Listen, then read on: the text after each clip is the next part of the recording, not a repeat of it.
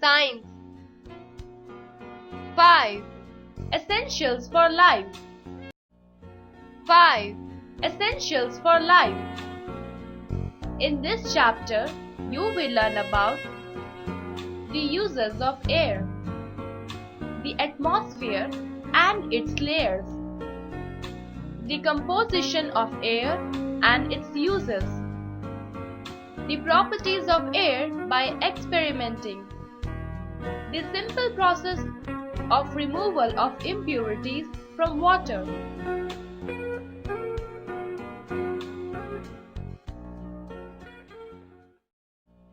Air around us. There is air all around us. Living things need air to live. They need air to breathe. Air helps us in many ways, but we cannot see it. Observe the following pictures to learn about the importance of air. We need air to breathe in life. Aeroplanes fly in the air. Sailing boats use the power of the moving air. Windmills make use of moving air, wind, to generate electricity. Parachutes will not work if there is no air. Air is pumped inside the tires of vehicles. Atmosphere. The envelope of air around the earth is called the atmosphere. This atmosphere is held around the earth by the earth's gravity. The atmosphere is a mixture of gases. It has the air we breathe, the wind and rain, and the clouds in the sky. The atmosphere plays an important role in sustaining life on the earth. It traps the heat of the sun and helps in maintaining the right temperature for the living organisms on the earth. It also acts as a protective blanket. The ozone layer present in the stratosphere protects us from the harmful ultraviolet rays of the sun. Those rays may cause skin cancer. Atmosphere also protects us from meteoroids, which are small rocks moving about in space. These meteoroids may cause harm if they hit the earth. The atmosphere burns most of the meteoroids. Burning meteoroids are called meteors before they can hit the earth.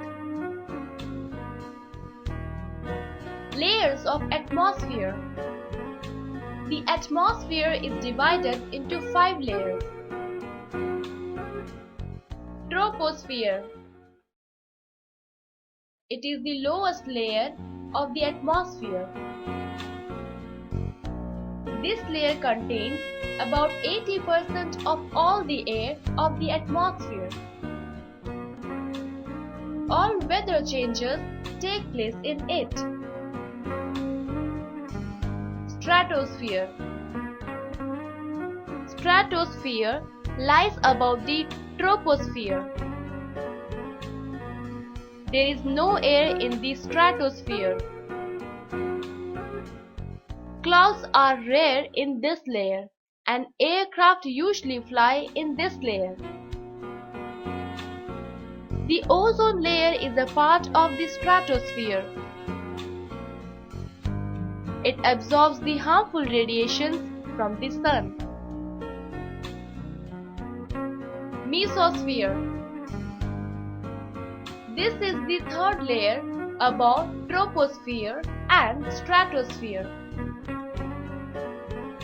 Meteorites, or the small rocks moving about in space, burn out in this layer and therefore do not hit the earth. Thermosphere. This is the fourth layer. Space shuttles move in this layer. Exosphere. It is the outermost layer. The exosphere is where the Earth's atmosphere really becomes part of space.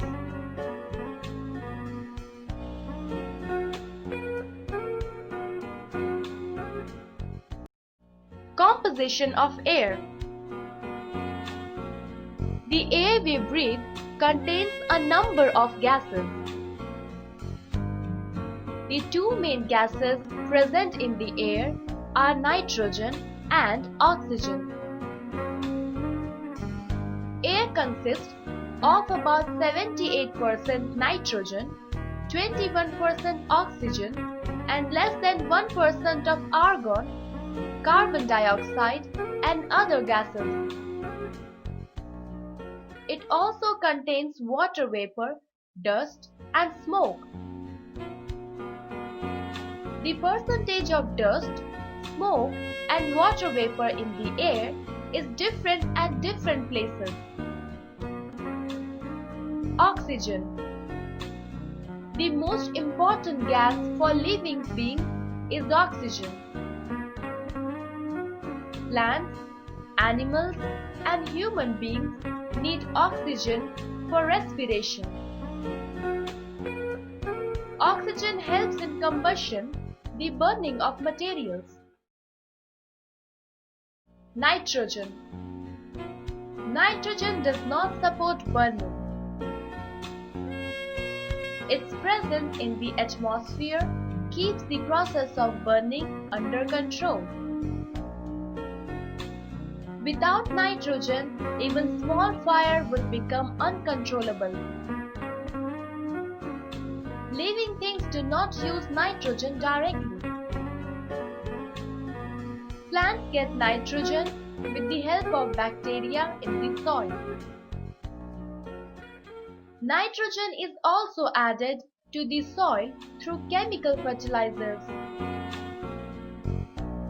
Animals get nitrogen from plants, meat, and fish. Carbon dioxide.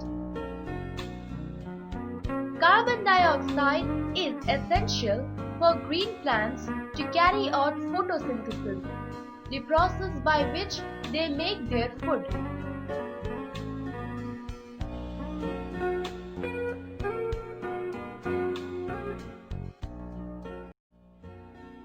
Activity.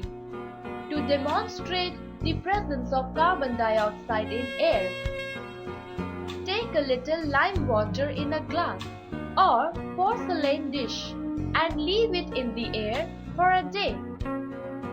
The lime water turns milky. This shows that air contains carbon dioxide.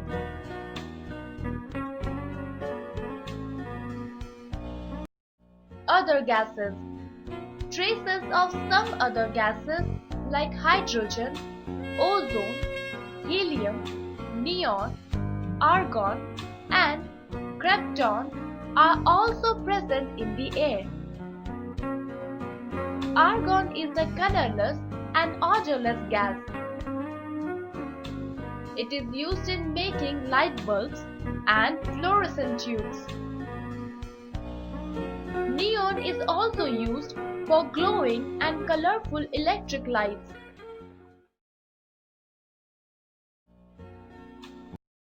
Water vapor. Air also contains water vapor. Most of the water vapor present in the atmosphere is formed as a result of evaporation of water from the seas, rivers, and lakes. Plants also give out water vapor. We have learned that water vapor in the air forms clouds. It also produces dew, snow, fog, and rain. The amount of water vapor present in the air is called humidity. When there is more water vapor, we say that the air is humid. When the air is dry, we say it has low humidity. High humidity makes us feel uncomfortable as our sweat does not evaporate easily. Air is needed for breathing. All living things, both plants and animals, breathe. When we breathe, we take in fresh air. This is called the inspired air or inhaled air. The air we breathe out is called the expired air or exhaled air. Blood in the lungs takes oxygen from the air we breathe in and carries it to all parts of the body. Oxygen is used to burn food and we get energy to work and play. When food is burned, carbon dioxide is given out with the exhaled air. The exhaled air has more carbon dioxide than the inhaled air. It is also warm compared to the inhaled air. All plants breathe in air. They also carry out a process called photosynthesis. In this process, plants prepare their own food using carbon dioxide, water, and sunlight. During this process, plants release oxygen into the atmosphere.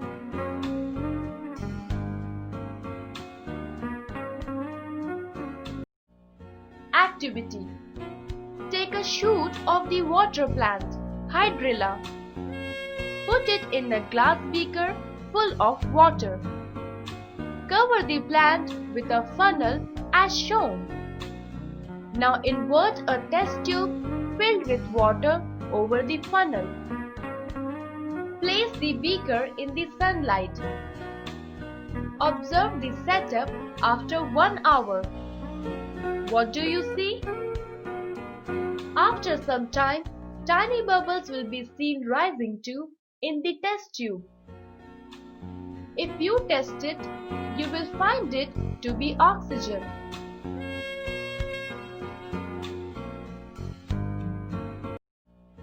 We need air for burning.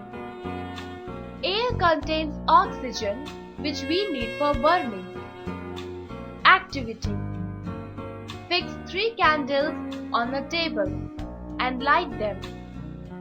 Cover the second and the third candle with glass jars.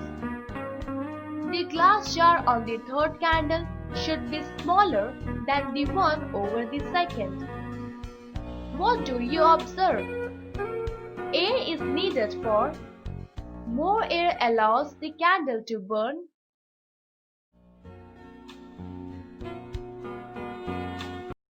Properties of air.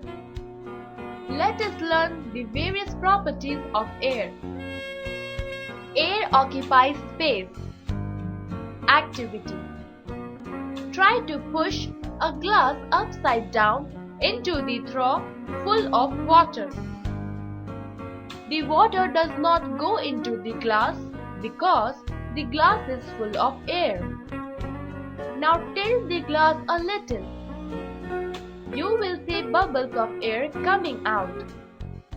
As bubbles of air come out of the glass, water rushes into the glass. This shows that air occupies space. Air has weight. Activity. Take a thin, long stick and tie a string at its center. Then, take 2 balloons of the same size. Fill both the balloons with air so that both of them are equal in size. Tie 1 balloon to each side of the stick with strings of the same size.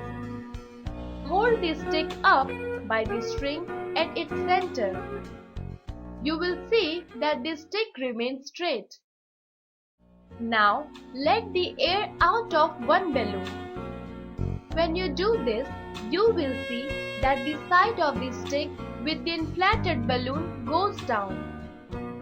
This happens because the air in the inflated balloon makes that side heavier. This shows that air has weight. Air exerts pressure. Since air has weight, it presses downward. The higher we go, the lower is the air pressure. The air pressure at the sea level is about 1 kilogram per square centimeter. The process of breathing keeps the air pressure inside our body balanced with the air pressure outside, or we would get crushed by the air pressure outside. We make use of air pressure in a doctor's syringe or sucking through a straw. Try sucking through a straw with a hole near its top.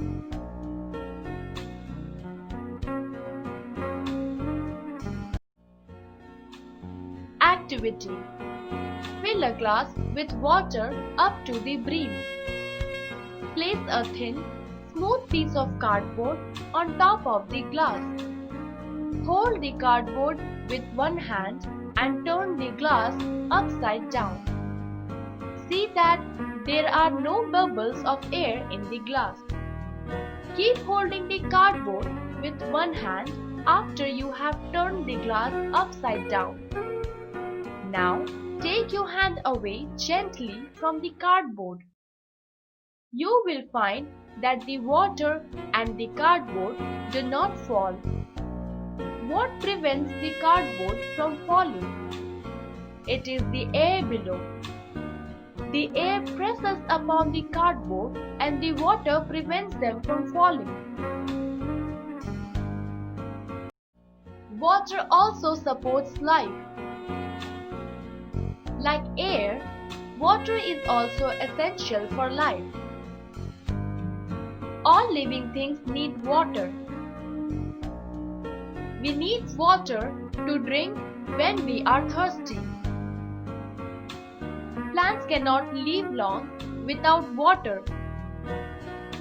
We need water for cooking, bathing, working, and construction work.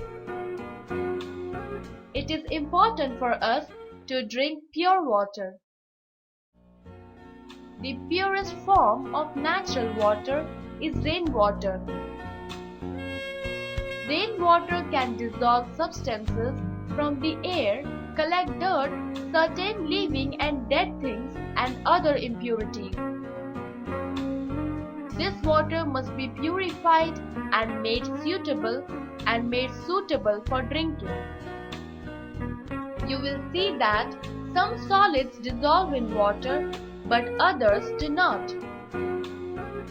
When the solute dissolves in the solvent, a solution is formed. Did you know? Distilled water is the purest form of water. It does not contain even any minerals.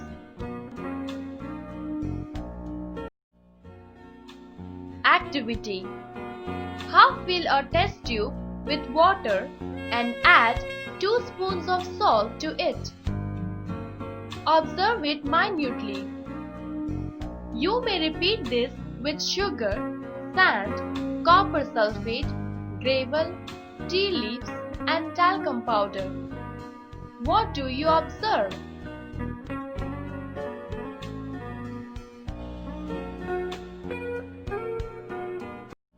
Removal of insoluble impurities.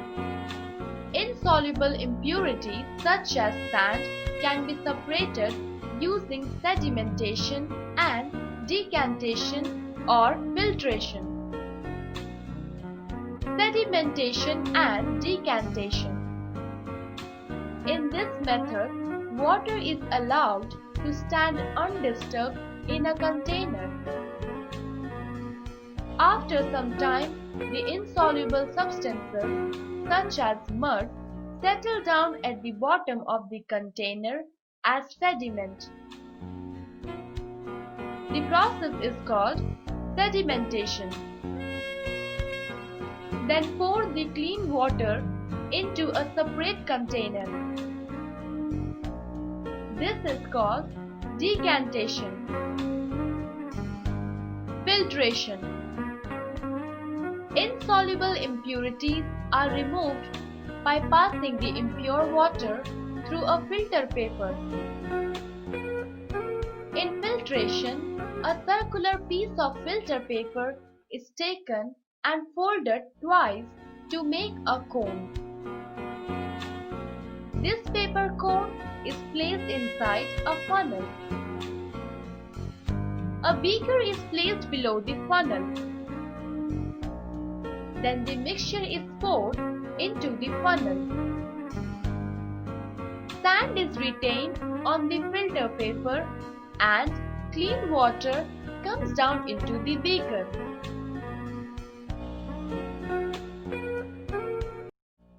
Removal of soluble impurities.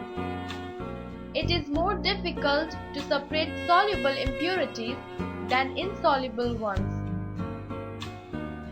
Soluble impurities are separated using evaporation or distillation. Evaporation. Take some table salt and dissolve it in water. Pour the salt water into a china dish. Boil the water till all the water evaporates. The salt remains in the china dish. Distillation.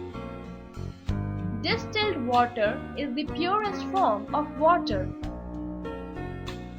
It does not contain any impurities or germs. It is used in car batteries, in science experiments, and in medicines. Distillation is a method which gives us both the solute, impurities, and the solvent, water, separately. On heating the solution, the water evaporates.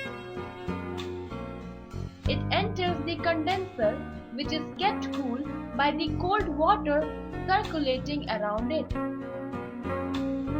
On entering the cool condenser, the hot steam changes into water again.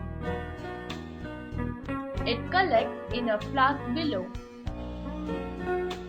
This water is totally pure and free from any impurities. It is called distilled water. Retort. Water. Cool water. Distilled water. Distillation. Purification of drinking water. Water contains germs that cause diseases. Therefore, we must make drinking water. Boiling. One of the simplest ways to purify drinking water is by boiling it.